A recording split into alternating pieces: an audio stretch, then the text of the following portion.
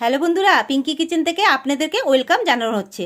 আজকে আমি মিষ্টি কুমড়ো পোড়া মাখা, গন্ধরাজ ডাল আর চিলি সয়াবিন বানিয়ে দেখাবো। প্রথমে মিষ্টি কুমড়ো পোড়া মাখা দেখাবো। দেখুন, এক টুকরো মিষ্টি কুমড়ো নিয়েছি। এখন গ্যাসের উপর একটি তারের নেট বসিয়ে মিষ্টি কুমড়োটাকে বসিয়ে দিলাম পোড়ানোর জন্য। পোড়ানো হয়ে গেছে মিষ্টি কুমড়োটা। এখন পরিষ্কার করে নেব। পরিষ্কার করে নিয়েছি, ম্যাশ করে নেব।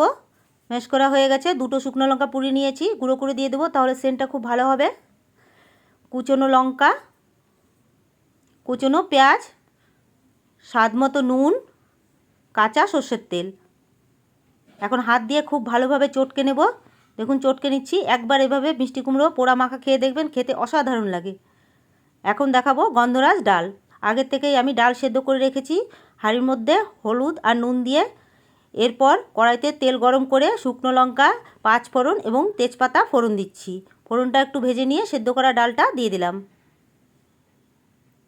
10 মিনিট ডালটা ফুটিয়ে নিলাম। ফোটানোর পর স্লাইস করে গন্ধরাজ লেবু কেটে রেখেছি, সেটাও দিয়ে দিলাম। চেরা কাঁচা লঙ্কা এবং দুটো গন্ধরাজ লেবুর পাতা। লেবু দেওয়ার পর আর ফোটাবো না, গ্যাসটা অফ করে দিলাম এবং ঢেলে নিলাম। লেবু দেওয়ার পর ফোটানোলে তেতো হয়ে যাবে ডালটা। সব শেষে নামানোর পর একটু কাঁচা সর্ষের তেল উপর দিয়ে ডালটা ঢেকে রেখে দিলাম, তাহলে গন্ধটা খুব ভালো হবে। এখন চিলি সয়াবিন বানিয়ে দেখাবো। সয়াবিনগুলোকে সেদ্ধ করে জল চিপে নিয়েছি। 2 চামচ ময়দা দিয়ে দিলাম, একটা ডিম ফাটিয়ে দিয়ে দিলাম, স্বাদ মতো নুন, অল্প একটু হলুদ গুঁড়ো, অল্প একটু কাশ্মীরি লঙ্কা গুঁড়ো। হাত দিয়ে খুব ভালোভাবে মেখে নেব। মাখা হয়ে গেছে। এখন কড়াইতে তেল গরম করে সয়াবিনের পকোড়াগুলো বানিয়ে নেব, মানে ভেজে নেব। এখানে নিয়েছি ক্যাপসিকাম, টমেটো, পেঁয়াজ, রসুন, লঙ্কা। টমেটো, পেঁয়াজ এবং ক্যাপসিকামকে বড় বড় টুকরো করে কেটেছি। তেলটা গরম হয়ে গেছে। এখন সয়াবিনের পকোড়াগুলো ভেজে নেব, লাল করে ভেজে নেব।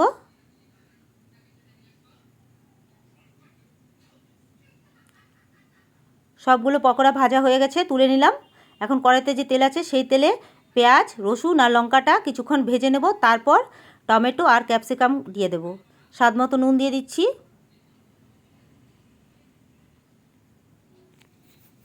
দেখুন, কিছুক্ষণ ভাজা হয়ে গেছে পেঁয়াজ, রসুন আর লঙ্কা। তারপর ক্যাপসিকাম আর টমেটো দিয়ে দিলাম। আবার কিছুক্ষণ ভেজে নেব। ভাজা হয়ে গেছে। সামান্য একটু জল দিয়ে দেব।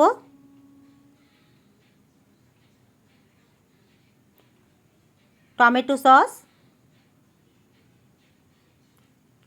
সয়া সস, আবার ভালোভাবে মিলিয়ে নিচ্ছি। সামান্য একটু হলুদ গুঁড়ো,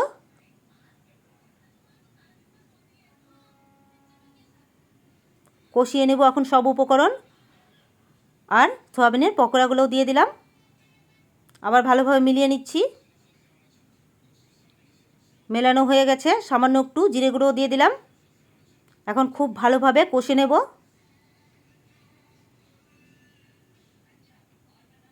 কষানো হয়ে গেছে।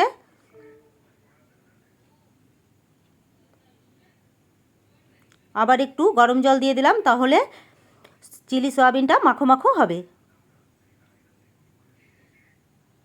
2 থেকে 3 মিনিট মানে রান্না করে নিলাম। আরও ঢাকা দিয়ে দিলাম। তৈরি হয়ে গেল আমার চিলি সয়াবিন। এখন গরম গরম পরিবেশন করে দেবো। সাথে দিয়েছি ভাত, শসা, মিষ্টি কুমড়ো মাখা, আলু সেদ্ধ মাখা, ডাল মাখা মানে ডাল শুকনো মাখা, গন্ধরাজ ডাল, আলু দিয়ে মাছের ঝোল এবং চিলি সয়াবিন।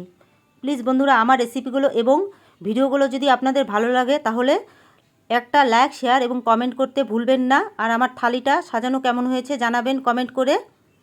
আগামী দিনে আপনাদের জন্য আরও নতুন কোনো রেসিপি নিয়ে আসবো। আপনারা আমার পাশে থাকুন এবং আমাকে সাপোর্ট করুন।